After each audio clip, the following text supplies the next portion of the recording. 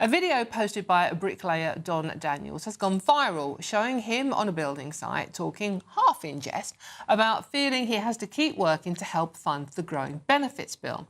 It comes just yesterday. There's a great picture of him doing what builders do, grafting really, really hard in grim conditions. He's standing on a snow-covered building site.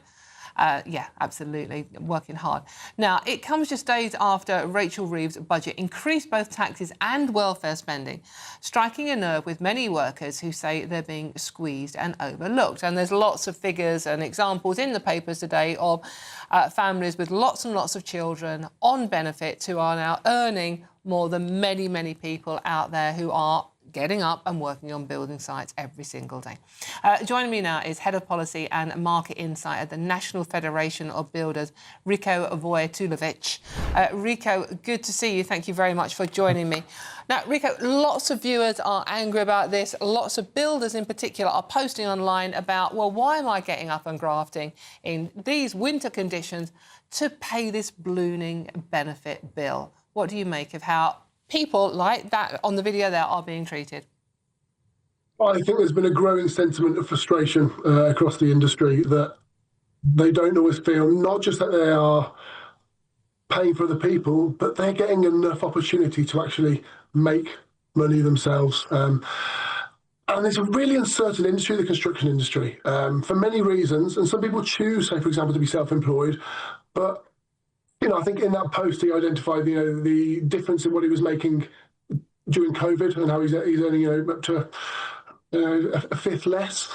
That's the uncertainty that comes with the sector. So if you feel like somebody else is not grafting and not taking those risks, you are going to feel like you're being punished. And unfortunately, I think from even the CEO, directors of companies, they quite feel the same as well. That they literally are struggling to make ends meet and pay their own staff.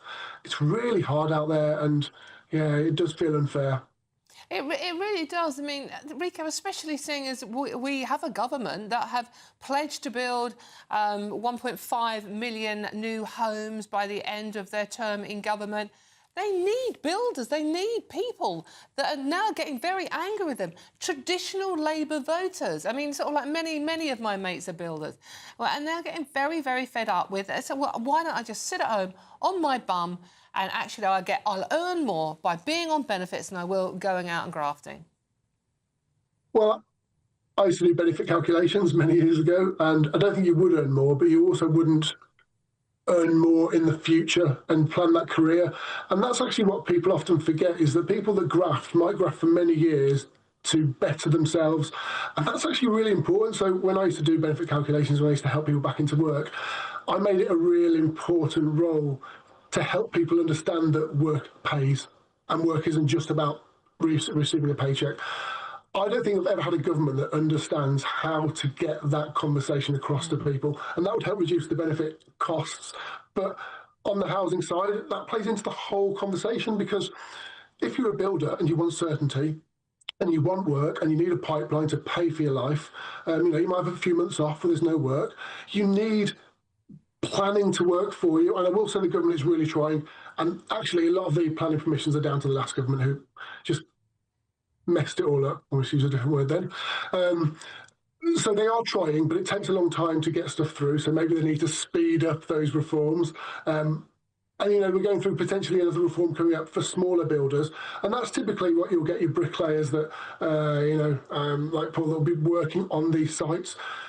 But we're not there yet, and so people are going to be feeling the pinch now for another year in the construction industry. And we are seeing so many companies, going out of business. Highest levels of insolvency are in the construction industry. It is so hard. So what could the government do to help the construction industry? Well, look, think about it as a journalist. If you don't have an opportunity to be a journalist, you're not going to be able to find those workloads. You're not going to be paid to do your job. And it's the same in construction. Quite often, say in housing, you'll get a lot of bigger companies winning work, and they subcontract potentially on price, job at a time. Whereas your smaller companies that train 8 and 10 construction apprentices retain more often, which means they pay pensions if you're directly employed. They have a supply chain partnership, so you have that guaranteed workforce and pipeline. The government needs to do lots more to enable them. And then on the flip side, you've got contracting. So the government, to be fair to the credit, are doing something about late payment, but it's a way away. And if you're in the contracting industry, your profits are 2%, 3%, which is, we speak to members and a lot of them say, I don't know why I'm still in this game. And they're in it for the same reason people work in health. They love it, they love their job, and they really want to give something back, and they know what building does to a community. And it's difficult because they will stick in that. And some of them is, doing back-breaking work, being a bricklayer or a plasterer. Oh, good God. It's got high suicides rates, earliest deaths. So, you get to 65, you think, am I going to retire now? Well, sometimes you don't have a pension, sometimes you can't, but you also can't walk. So it's a really tough gig, and part of it is we don't respect the trades. And if we did a bit more, perhaps our budgets would respect those people that graft so damn hard. Yeah, indeed. Very good words indeed. Rico, thank you very much. That's Head of Policy and Market Insight at the National Federation of Builders, Rico Wojtulewicz. Thank you very much for joining us.